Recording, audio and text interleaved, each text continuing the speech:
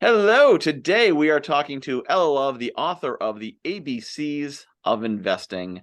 Ella Love seems to have achieved everything through modeling and traveling. Her passion for life has never wavered. Her love for dancing, modeling, and traveling reflects the passions Ella exudes. Born and raised in Los Angeles, she is a typical LA native where love for good music is simply part of daily living. Whatever she does, her originality comes through. Although she has already established her love for traveling, working with Telemundo, and competing in international beauty pageants, seems to have propelled her desire to discover more of the world and different people and cultures. Having recently appeared on the cover of Playboy, Ella Love wants to dismantle any preconceived notions of what a woman is or should be. Because she's a doer, Ella wants everyone to feel driven and to consistently strive to improve themselves. Despite all that, she's accomplished creating this book, and in her opinion, has been one of the greatest achievements for her thus far. Helping others and giving back to her community are the utmost important to her. She wants for the reader to possess the motivation to chase after their dreams and never let anything stop them. So welcome, Ella. Thank you. Thank you for that warm welcome. So let's talk about this book. We were talking before we got started about how there's a huge gap in the market around knowledge of finances and investing and all that kind of stuff. So let's start with kind of what's the biggest impact a reader will get from reading this book? I think they'll gain the foundational knowledge of the stock market. There's no really a tool out there that makes you feel competent enough to understand how to move forward with the beginning process of how to invest, which is the basic foundation of what you need to grasp and learn in order for you to build your own formula for investing. So, in order to do that, you need to learn the basic concepts. And so, with my book, I broke down those interesting, complex concepts without Mm-hmm. making you feel any other way besides learning. Yeah. So, I think this would be a great tool that there's definite need for that people would really like to utilize. Awesome. Yeah, and you're right. That's a huge issue. People are talking to a financial advisor or someone pitching products at them, and they're using all these words, and you feel dumb, so you don't want to ask any questions. So it's like, Right. okay, well, I guess I'll just get it because I don't want to miss out on Right. whatever the heck this thing is. I know sometimes I do it on purpose, but sometimes I use big words with people and they just give me a blank stare. And I'm just like, do you even know what I meant? Like Yep. what I said? Do you even know what that meant? And they're like, no. And I'm like, Yeah. why don't you say it? Like, so I've always never had a problem with speaking out and I've always been very vocal about things.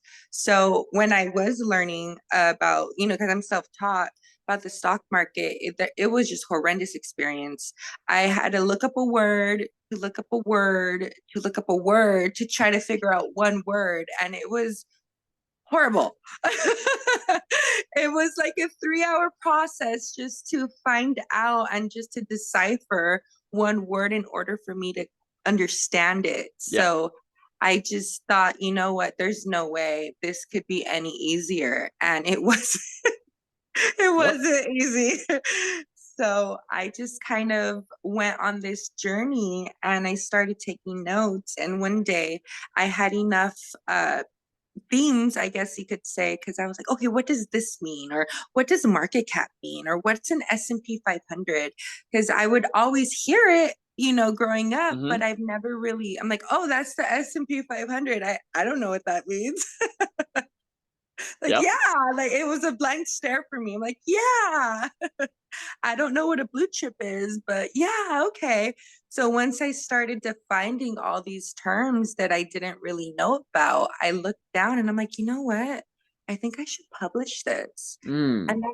that's exactly what I did. And it was very hard.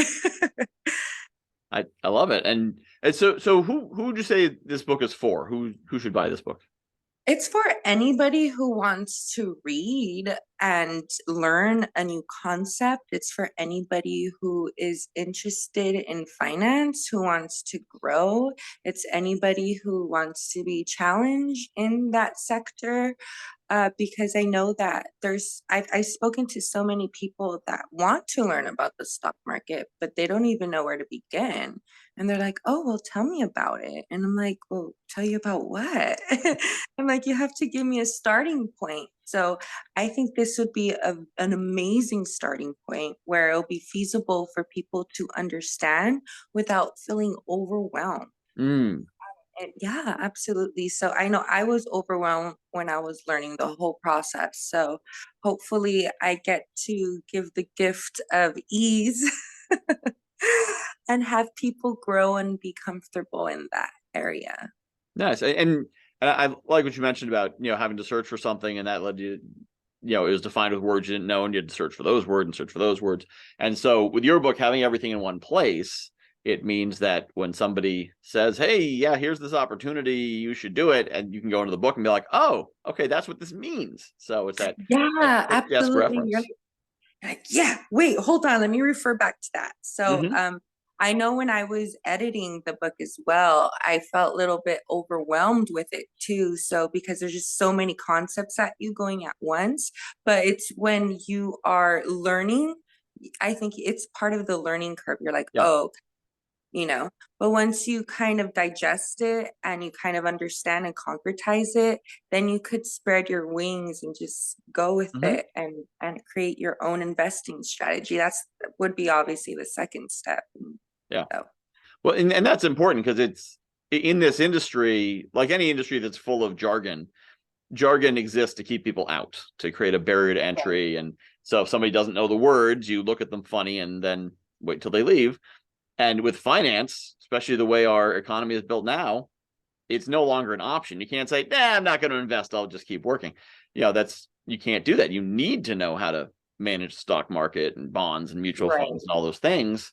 And so there was, if you don't do it right, you either stay out of it and miss out, and then you don't have a retirement account, you don't have savings, and you're missing out, or you get in because someone sold you something, and then you might as well have missing out would have been better. So this literacy is really powerful. So you shared a bit about how you researched this all yourself, but tell us a bit more about yourself. Where'd you come from, and how'd you get to this point?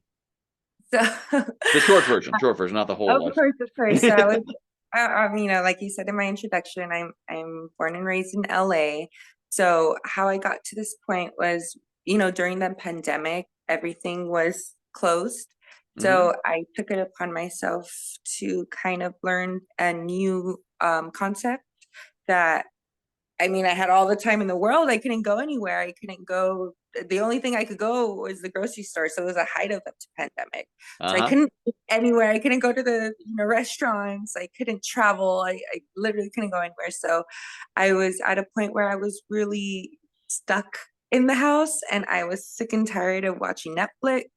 So it was, I think, just the perfect time to tackle such a overwhelming concept. So it gave me the opportunity and, the patience Mm-hmm. because it was not an easy task to kind of go for. But it gave me the perseverance to do it because I did have all the time. So it was very circumstantial that this happened. And I took advantage of all those moving parts. And that's Hmm. what mostly inspired me to do this. And I do love to challenge myself. So this was quite the challenge. So And were you investing before the pandemic, or was it something you've never really been able no, to get into and finally had the time for? right. So I know that there is a birth of, Bitcoin explosion and then Robinhood. Mm-hmm. So it was a lot of curiosity around that. And unfortunately, I feel that in today's society, everybody just wants quick, reliable information, Mm-hmm. but there's nothing that is synonymous with quick and reliable. I think you really have to do your own due diligence and research and move forward from there. But with TikTok and Instagram, everything's instant, but we don't really verify if that information is actually accurate. So you're just going by hearsay or TikTok news or Instagram news, and that's not really always accurate. So I took a deep dive into the researching portion of it, and it gave me such great confidence to move forward in that industry and sector. Hmm. And so what surprised you most in the writing process? I think how much research was involved, because I'm like, oh, I got a publisher and it's going to be easy from there. No, it was not easy. I think that was a false pretense I put in my head Hmm. that it was going to be easy. So it took a lot of research. I had to read a lot of finance books. Some were very dry. But I mean, with that opportunity, I was able to learn a lot. It was from Benjamin Graham, the forefather of investing. He actually, taught Warren Buffett all that he knows. So even Warren Buffett still, does research and reads. So that's what people don't really understand. In order to be great in what you do, you have to keep learning. And you can't really just take information lightly. You have to take it with a grain of salt and cross verify and fact check. And so that's just our society now. They don't want to do the work. They just Yeah. want quick, quick, quick. And that's just not how anything works. Yep. Well, although I think your book is providing that in this space, Right. as you're scrolling through it as you're talking there, and you're totally right. A lot of these finance books, they're dry and they go into page after page of explanations and graphs and charts and formulas and Right. for example, I'm looking at your chapter on capital gain, which is half a page long. and and capital gain described, if I could read the entire chapter, says by definition, when you sell an asset for more than you paid for, short-term capital gain. When you sell an asset you held for less than 1 year, capital gain tax rate. Long-term capital gains applies to profit from the sale of an asset more than a year. That's it. That's all it is. So if someone's like, what's a capital gain? Like, people talk about capital gain tax, and you'll get a capital gain, and your financial advisor mentions, well, you may incur a capital gain. Like, what the heck? Capital, like Washington? What's happening?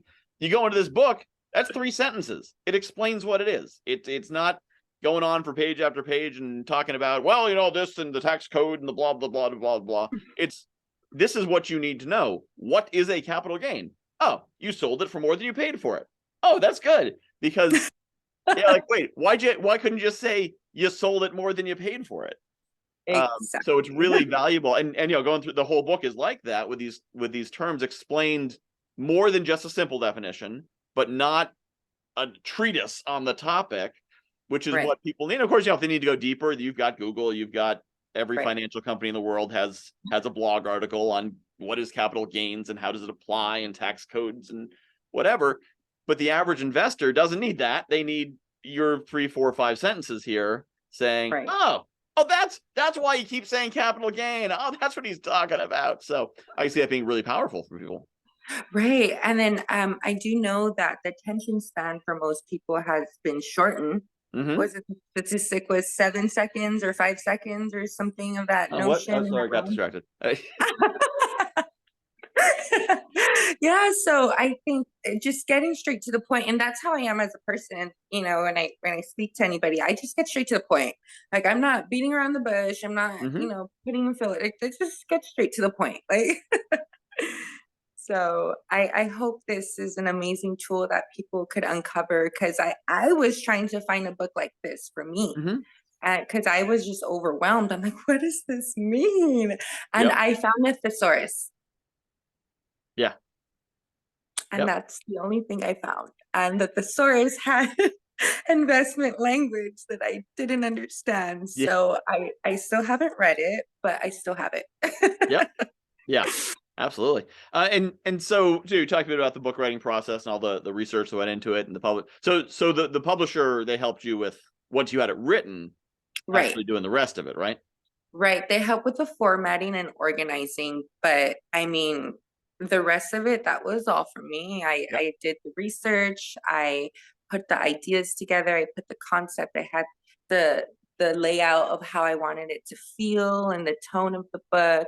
So it was very rewarding because I think it was kind of like a house. You know, you build a house and then you see the final product, and now you get to live in the house. So it was something similar to in those words, where it was something that I was able to build, and I Mm. structured it the way I wanted to structure it. And so it was very rewarding to see now, like when I hold it in my hands, I couldn't believe I started with a thought of, you know what, let me publish this, you know. And this was 3 years ago. Yeah. So Oh, that's pretty so, good.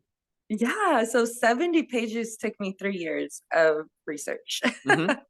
Yep. Which of course will save people, well, not only save people time, but most people wouldn't do it. They just say, I can't find Right, it, and then they don't right, invest, they miss out. And so this can right. be a really powerful tool Yeah. for a lot of people. And what advice would you have for someone just getting started writing the first book? You know, for yourself 3 years ago, what would you tell you?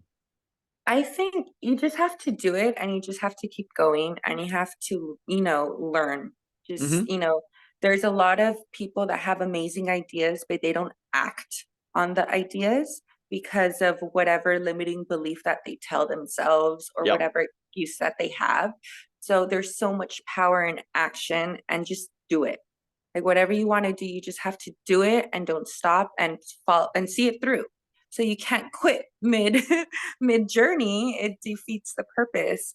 So once you complete that journey, then you get to really learn a lot about yourself and your growth. And I think a lot of people are hesitant to do new things because it's something that they don't know. It's an area that they don't know, and they have an internal notion that prevents them because they're scared. But it's only a feeling because it's an unknown area of life that they haven't experienced. But in order to grow, you have to be uncomfortable sometimes. So ease into that discomfort and just, you know, see it through the end and act on it.